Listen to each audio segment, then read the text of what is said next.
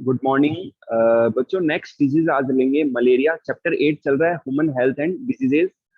Malaria disease एक protozoan disorder disease है। Disorder ना कह के डिजीज कहेंगे इसको। मलेरिया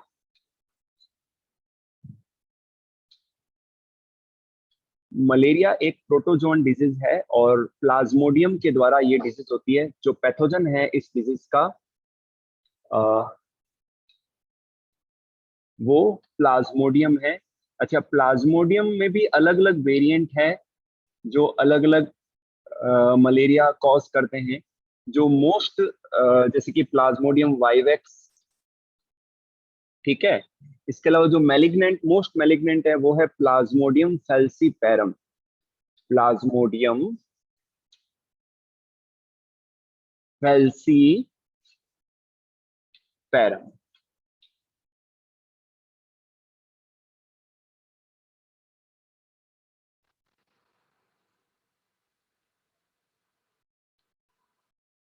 ओके बच्चों, malaria is a pathogen protozoan disease and मच्छर के काटने से ये फैलती है। और इसके अलग अलग वेरिएंट है, प्लाज्मोडियम वाइवेक्स, प्लाज्मोडियम फेल्सीपैरम। जो मोस्ट मैलिग्नेंट है वो है प्लाज्मोडियम फेल्सीपैरम के द्वारा होने वाला मलेरिया, ठीक है। और जो कैरियर है, जो वेक्टर है इस डिजीज का, वो है जो कैरियर या वेक्टर है वो है female anopheles mosquito. Female anopheles mosquito.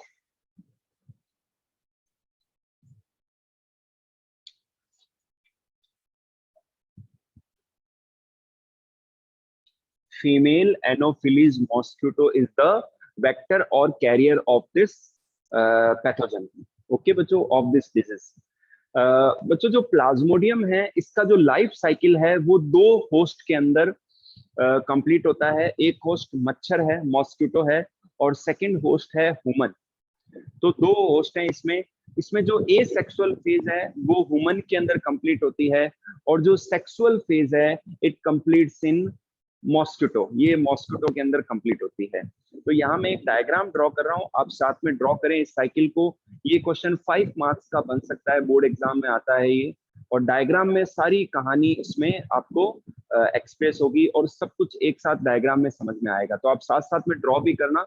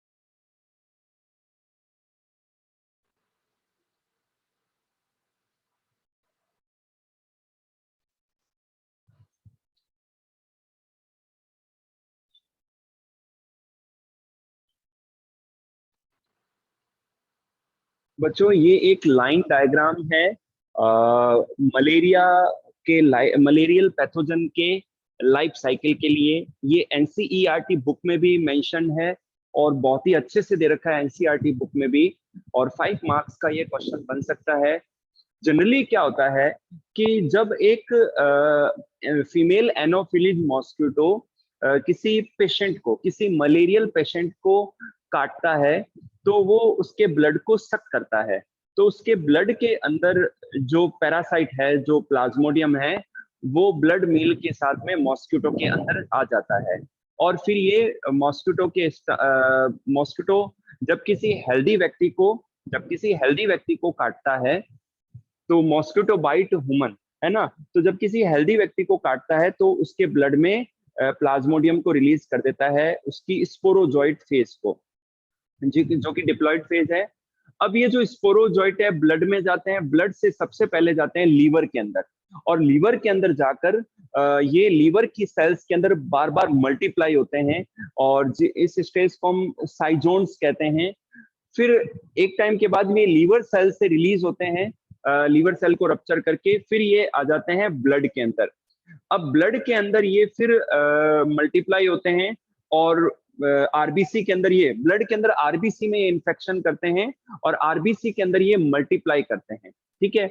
और मल्टीप्लाई करके मीरोजॉइड्स बनाते हैं, ठीक है। और जब ये आरबीसी मल्टीप्लाई करते हैं तो आरबीसी को रप्चर करते हैं, और ये क्या करते हैं, आरबीसी के अंदर जो पिगमेंट है उसको डिग्रेड करते हैं। और उसके डिग्रेड करने पर क्या बनता है, हीमोजॉइन बनता है। क्या बनता है बच्चों, हीमोजॉइन। ये ध्यान रखना, ये कंपटीशन एग्जाम में क्वेश्चन आता है, हीमोजॉइन। जनरली आपने सुना होगा, और इसे मिलेनिन भी कहते हैं, ठीक है। तो आपने सुना होगा कि मलेरिया डिजीज के अंदर हर 48 आवर्स के बाद में, मतलब हर 48 घंटे के बाद में तेज ठंड लगती है, सीवरिंग होती है, कंपकंपी लगती है, और तेज फीवर आ जाता है।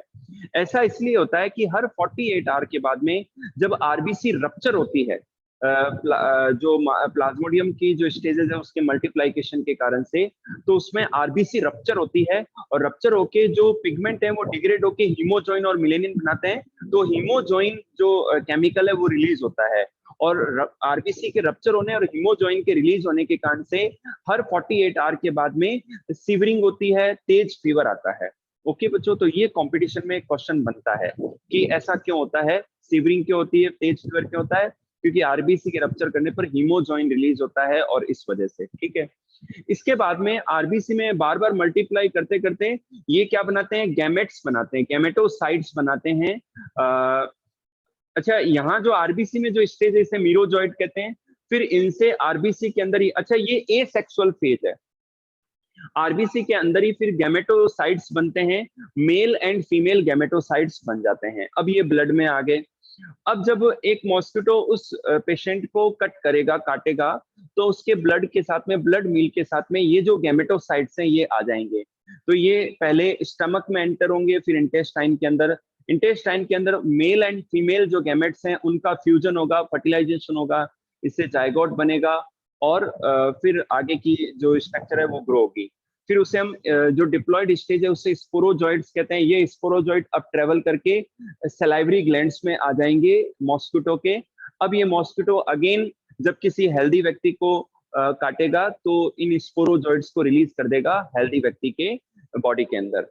ओके बच्चों, तो इस पूरे मलेरिया डिजीज के लाइफ साइकिल में, प्लाज्मोडियम के लाइफ साइकिल में जो ए सेक्सुअल फेज है ये ह्यूमन के अंदर कंप्लीट होती है, और जो सेक्सुअल फेज है it completes in mosquito. Understood बच्चों। तो ये टॉपिक अगर आपको क्लियर हुआ है तो एक बार हैंड रेज कर दें कि सर मलेरिया क्लियर है, तो मैं नेक्स्ट डिजीज आपको एक्सप्लेन करूंगा फिर।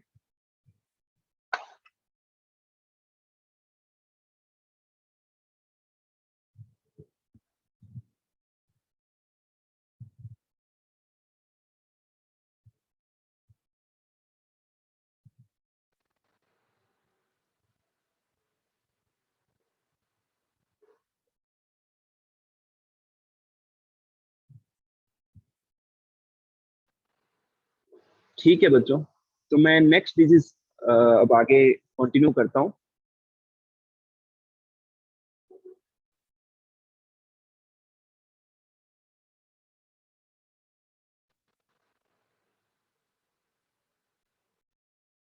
बच्चों इस डिजीज को आप बोर्ड एग्जाम के लिए डायग्रामेटिकली लर्न कर सकते हैं। एनसीईआरटी में जो डायग्राम दिया है आपने, सॉरी एनसीईआरटी में जो डायग्राम दिया है उसको आप तैयारी करके इस पूरे टॉपिक को कवर कर सकते हैं। चलिए नेक्स्ट लेते हैं हम।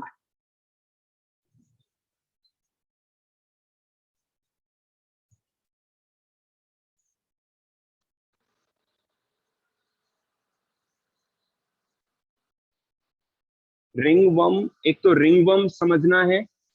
एलिफेंटाइसिस हम प्रीवियस क्लास में कर चुके हैं।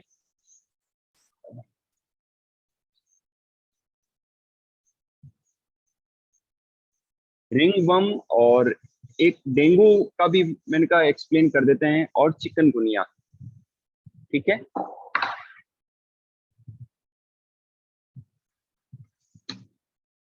तो नेक्स्ट डिजीज है जो कि फंगल डिजीज है, रिंगवर्म्स।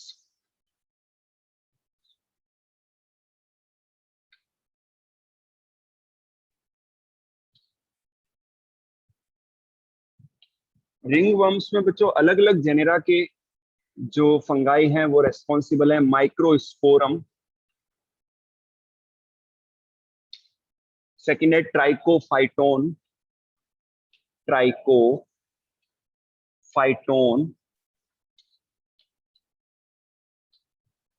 नेक्स्ट है एपिडर्मोफाइटोन,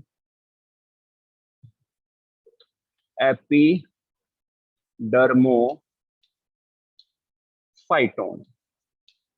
ओके बच्चों।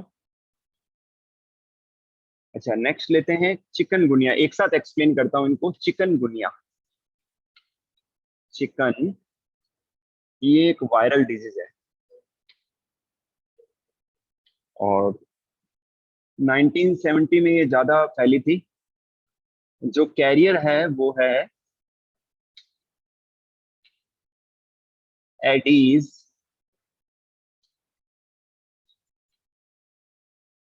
एजिप्टाई।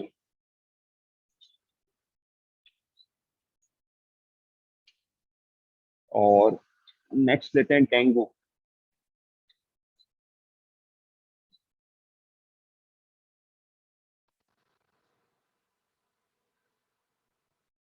फ्लेवी राइबो वायरस, और जो कैरियर है इसमें भी एडीज मॉस्किटोई है, एडीज एजिप्टाई।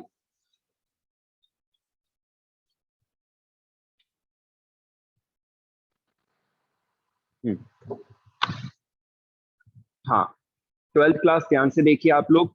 नेक्स्ट डिजीज है रिंग वर्म्स। बच्चों रिंग वर्म क्या है? एक फंगल इन्फेक्शन है। रिंग वर्म क्या है? एक फंगल इन्फेक्शन है। जनरली ये स्किन के ऊपर इन्फेक्शन होता है, और जो फंगाई है बच्चों आपने 11th में समझा होगा कि वहां ग्रो कर जाते हैं जहां इन्हें मॉइस्चर और हीट मिलती है, टेम्परेचर मिलता है। तो नेचुरली आपने देखा होगा कि गर्मियों में, समर्स के अंदर क्या होता है, हमारे दाद खाज हो जाते हैं स्किन के ऊपर। उसका रीजन ये है कि गर्मियों में गर्मी की वजह से स्वेटिंग होती है, तो मॉइस्चर तो रहता ही है और हीट ज्यादा रहती है, टेम्परेचर ज्यादा रहता है, तो फिर हमारी स्किन के ऊपर फंगल इन्फेक्शन आ ही जाता है, और फंगाई जो है वो ग्रो कर जाते हैं, और दाद खाज जो है रिंग वर्म्स हो जाते हैं। तो जो जहां भी होते हैं वहां क्या स्केली सी लेजन्स हो जाते हैं, स्किन जो है स्केली सी हो जाती है, ठीक है, और तेज ईचिंग आती है उन जगहों पर।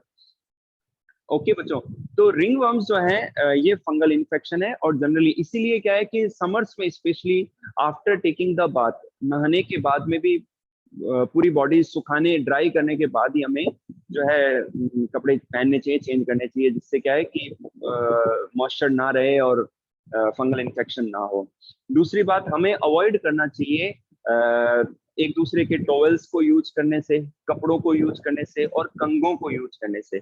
तो जनरली जो रिंग वर्म के फंगल इन्फेक्शन, जो रिंग वर्म्स का जो इन्फेक्शन है वो एक दूसरे का टॉवेल यूज करने से, कपड़े पहनने से, मांग के पहन लिए किसी दोस्त के या सिस्टर के या ब्रदर के, और कंघा जो कॉम्ब है वो भी नहीं, क्योंकि मान लो किसी एक के फंगल इन्फेक्शन है, तो वो जो कपड़े या टॉवेल या कॉम्ब यूज कर रहा है वो आपने यूज किया तो इन्फेक्शन आपके अंदर आ जाएगा, ठीक है। अच्छा, अलग अलग जो फंगल जेनेरा हैं वो रिंगवर्म कॉज करते हैं, माइक्रोस्पोरम भी। रिंगवर्म कॉज करता है।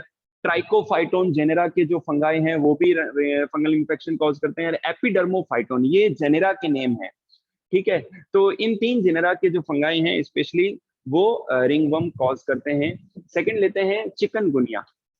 चिकनगुनिया 1970s में ये बहुत फैली थी उस समय, और ये एक वायरल डिजीज है। चिकनगुनिया वायरस की वजह से ये डिजीज ट्रांसमिट होती है, और ये भी मच्छर के काटने से फैलती है। तो कैरियर है, इसका कैरियर है एडीज एजिप्टाई। जनरली जो सिम्टम्स सेम सही है, बॉडी में पेन होना, वीकनेस आ जाना, फीवर आ जाना। एडीज एजिप्टाई जो है मॉस्किटो इसका कैरियर है। तो बच्चों अब तक आप ये समझे होंगे कि हम बीमारी से बचे रह सकते हैं। एक तो किस तरीके से हम अपने सराउंडिंग एरिया में, हम हमारे घरों में साफ सफाई रखकर, सैनिटेशन रखकर। सेकंड, हमेशा हाथों को धो के रखें। घर से बाहर हैं तो avoid touching the hands to the ear, to the eyes और नोज। हमारे आंख और नाक के और मुंह के हाथों को टच नहीं करना चाहिए जब भी आप घर से बाहर हैं। तो हाथों के थ्रू श्योरली इन्फेक्शन हाथों से ही जाता है, तो हैंड वॉश जरूर करें खाने से पहले। और इसके अलावा जो आसपास जो है गंदा पानी इकट्ठा ना हो पाए, क्योंकि जो मॉस्किटो हैं वो अपने अंडे पानी में ही देते हैं। तो पानी नहीं होगा, स्टेगनेंट वाटर नहीं होगा, तो वहां पर मॉस्किटो पनप नहीं पाएंगे, मच्छर पनप नहीं पाएंगे, और मलेरिया है, डेंगू है, चिकनगुनिया है, ये ट्रांसमिट नहीं हो पाएंगे। ओके बच्चों।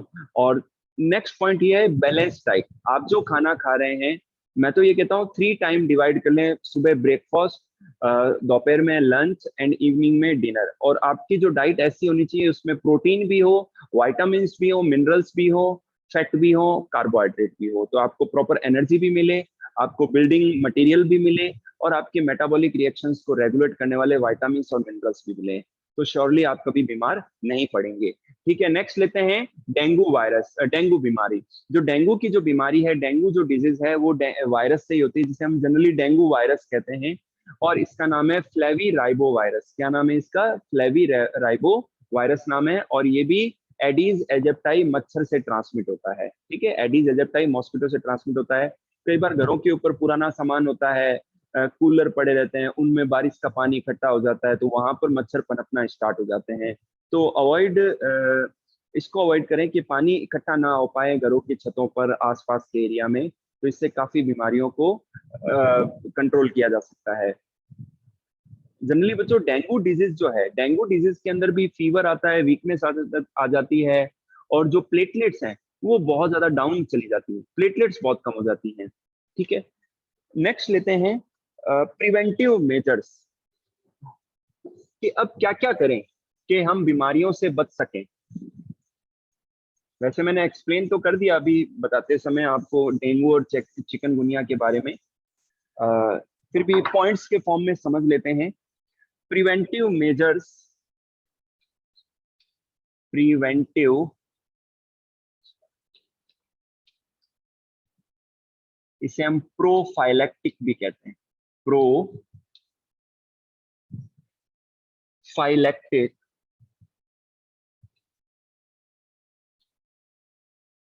Prophylactic measures. पहले बच्चों पॉइंट्स लिख लेते हैं, फिर इम्यूनिटी टॉपिक को स्टार्ट करेंगे।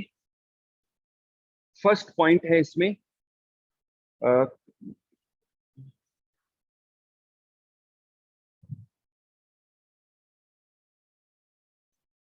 Against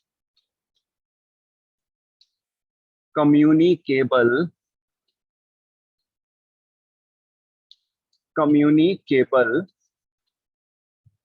diseases.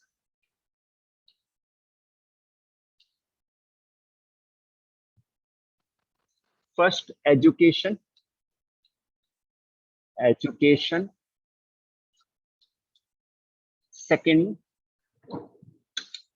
Second is isolation,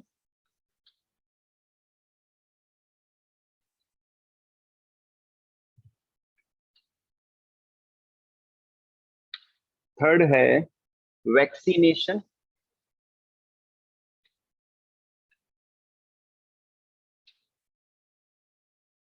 fourth sanitation,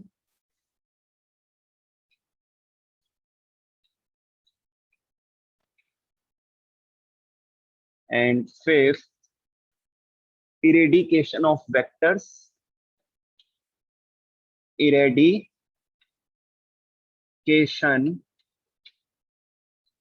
of vectors. 6, sterilisation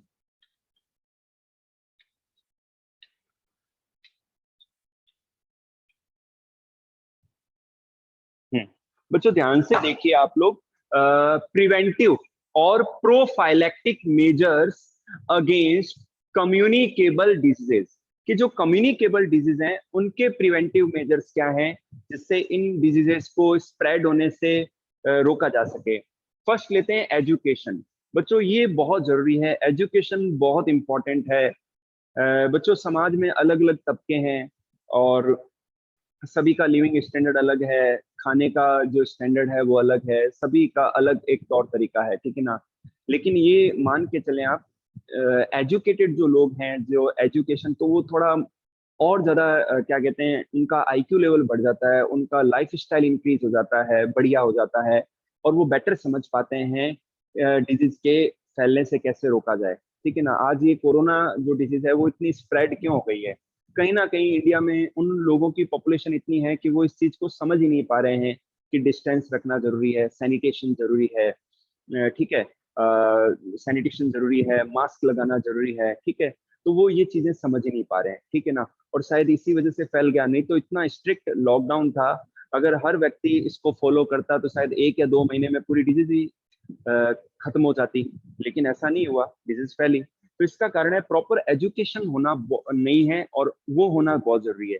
लोगों को ये जानना जरूरी है कि बीमारियां कैसे होती हैं, क्या क्या रीजन से होती हैं, तब वो समझ पाएंगे और जो डिजीज हैं वो कंट्रोल हो पाएंगी। नेक्स्ट लेते हैं बच्चों आइसोलेशन। आइसोलेशन क्या है कि अगर कोई व्यक्ति इन्फेक्टेड है किसी भी ऐसी कम्युनिकेबल डिजीज से, तो फिर उसको आइसोलेट कर देना चाहिए एक सेपरेट रूम में। जैसे कि अभी क्वारंटाइन, लास्ट ईयर से आप 2 वर्ड सुनते जा रहे हैं, क्वारंटाइन करना, क्वारंटाइन करना। तो ये क्या है, एक आइसोलेशन है कि कोई अगर कोविड से इन्फेक्टेड है तो फिर वो अपने आप को आइसोलेट कर रहा है, जिससे उससे दूसरों को ये डिजीज ना हो। नेक्स्ट लेते हैं वैक्सीनेशन। बच्चों वैक्सीनेशन बहुत जरूरी है। बहुत सारी जनरली क्या होता है, वायरसेस के, वायरल जो डिजीजेज हैं उनके अगेंस्ट वैक्सीन को प्रोड्यूस करवाया जाता है इंडस्ट्रियल स्केल पर। वैक्सीन का प्रोडक्शन जनरली बच्चों वायरस के इन्फेक्शन को रोकने के लिए कोई भी मेडिसिन नहीं है, ये ध्यान रखें। वायरसेस के अगेंस्ट हमारी बॉडी ही वर्क करती है, हमारी बॉडी की जो इम्यूनिटी है वो वर्क करती है, हमारे अंदर जो एंटीबॉडीज बनती है वो वायरसेस से फाइट करती हैं। ओके, तो वायरस के खिलाफ कोई मेडिसिन नहीं बनती। तो इसी जो हैबिट को, इम्यूनिटी की जो हैबिट है एनिमल्स के अंदर, ह्यूमंस के अंदर, इसको यूज किया जाता है वैक्सीनेशन प्रोग्राम में। तो वैक्सीनेशन के अंदर क्या करते हैं कि जो पैथोजन है, जो वायरस है, उसको एटीन्यूएट करके, उसको वीक करके, उसको किल करके उसके एक्सट्रैक्ट को तैयार किया जाता है, जिसे हम वैक्सीन कहते हैं, और उसको फिर इंट्रोड्यूस किया जाता है एक हेल्दी व्यक्ति के अंदर। तो जो हमारी बॉडी है वो ये सोचती है, बॉडी का रेस्पॉन्स आता है, वो ये समझती है कि कोई फॉरेन एजेंट बॉडी में आया है, और उसके अगेंस्ट एंटीबॉडीज का प्रोडक्शन वो स्टार्ट कर देती हैं। तो ये तो हो गया एक आर्टिफिशियल इन्फेक्शन, ठीक है। जब रियल इन्फेक्शन होता है, तब जो ऑलरेडी जो फॉर्म्ड एंटीबॉडीज हैं वो उन वायरसेस के अगेंस्ट वर्क करती हैं। तो इसे हम वैक्सीनेशन कहते हैं। तो वैक्सीनेशन के द्वारा इम्यूनिटी डेवलप की जाती है ह्यूमन के अंदर, बच्चों के अंदर। नेक्स्ट लेते हैं सैनिटेशन। सैनिटेशन का मतलब होता है साफ सफाई, स्वच्छता, क्लीननेस। बच्चों आपके घरों के आसपास, आपके घरों में, आपके स्कूल में, आपके ऑफिसेज में, जहां भी आप जा रहे हैं, जहां भी बैठ रहे हैं, आप पूरी सैनिटेशन करवाएं, वहां पर ध्यान रखें सफाई का। तो ये बेटर। आपको पता है सबसे इन्फेक्टेड कौन सा? जनरली ये मजाक में, मेरे एक दिन मेरे फ्रेंड से बात चल रही थी कि किसी, जब हम रेस्टोरेंट में या किसी होटल में जाते हैं, तो वहां पर जो सबसे इन्फेक्टेड होता है, सबसे ज्यादा जो इन्फेक्टेड होता है, कॉन्टेजियस होता है, वो होता है मेन्यू कार्ड। जो होटल का, रेस्टोरेंट का जो मेन्यू कार्ड है ना, वो सबसे ज्यादा इन्फेक्टेड होता है। क्यों? क्योंकि रोजाना कितने न जाने लोग आते हैं और वो उस मेन्यू कार्ड को उठाते हैं और वो उसको रीड करते हैं और फिर ऑर्डर करते हैं। तो आप सोचो उसको कोई वॉश नहीं करता होगा, ठीक है। नेक्स्ट लेते हैं इरेडिकेशन ऑफ वेक्टर्स। वेक्टर्स क्या है? मॉस्किटो। जो मॉस्किटोज हैं वो ट्रांसमिट करते हैं कई सारी कम्युनिकेबल डिसीजेस को, है ना। तो वो अपने घरों के आसपास ही, अपने अपने घरों में, अपने छतों के ऊपर ही पनपते हैं, रिप्रोड्यूस करते हैं। तो घरों के आसपास गंदगी को, गंदे पानी को इकट्ठा ना होने दिया जाए, कचरे को ज्यादा इकट्ठा ना होने दिया जाए, वहां पर ये मच्छर ज्यादा पनपते हैं। नेक्स्ट लेते हैं स्टेरिलाइजेशन। बच्चों कोई भी, स्टेरिलाइजेशन कहते हैं कोई भी ऑब्जेक्ट या यूटेंशियल यूज कर रहे हैं तो उसको स्टेरिलाइज करना चाहिए। ठीक है, मान लो जैसे कि डॉक्टर्स वगैरह हैं, तो वो क्या करते हैं, अपने जो इक्विपमेंट्स हैं जो भी ऑपरेशन से पहले, उनको स्टेरिलाइज करते हैं, उनको हीट करके, उनको ऑटोक्लेव करके, अल्ट्रावायलेट रेडिएशन के द्वारा। तो स्टेरिलाइजेशन का मतलब होता है कि जो पैथोजेंस हैं, जो माइक्रोब्स हैं, उनको किल करना।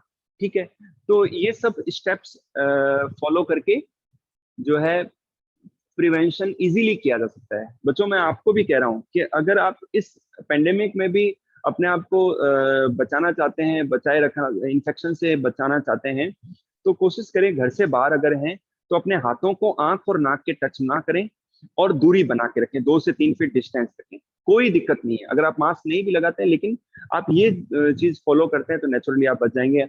हाँ, मास्क लगाने से ये होगा कि अनजाने में भी हमारे हाथ जो है हमारे मुंह या नाक पर नहीं जा पाएंगे। ओके, ये चीज है। इसके अलावा बैलेंस डाइट लें आप अपने डाइट में जो है अच्छे न्यूट्रिएंट्स को इंक्लूड करें, अच्छी डाइट को इंक्लूड करें।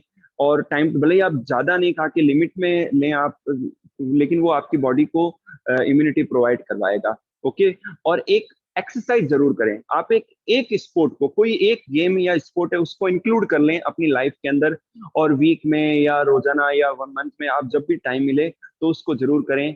और कई सारे जो इंडोर जो गेम्स हैं वो बेटर रहते हैं, जैसे कि क्रिकेट तो क्या है, आउटडोर गेम है, और उसमें क्या है कि बहुत सारे प्लेयर्स चाहिए होते हैं, तो कई बार इसकी वजह से हम नहीं खेल पाते हैं ना। लेकिन आप अगर बैडमिंटन अपनाते हैं या टेनिस या टेबल टेनिस करते हैं तो फिर वो इंडोर गेम्स है, वहां पर आप इंडिविजुअली जाते हैं तो वहाँ कोई ना कोई 1 या 2 प्लेयर आपको मिल गए तो आप उनके साथ में खेल सकते हैं। ठीक है, तो आधा या 1 घंटा स्पोर्ट करना या फिर रनिंग करना या पैदल चलना बहुत जरूरी है। साइकिलिंग भी कर सकते हैं जो कि आपको फिट रखेगा।